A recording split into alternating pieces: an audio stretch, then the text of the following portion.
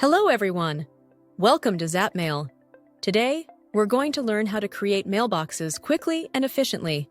Let's get started. To begin, click on Assign Mailboxes.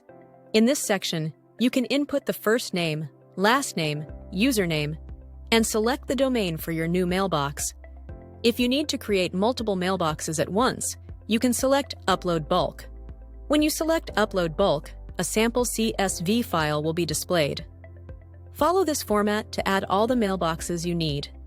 Once you've added all the mailbox details to your CSV file, upload the CSV file back to Zapmail.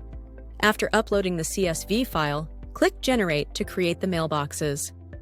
This feature will greatly assist in generating the mailboxes. The newly created mailboxes will then be added to the specific domain you selected. And that's it. You've successfully created new mailboxes using Zapmail. It's that simple and efficient. Thank you for watching.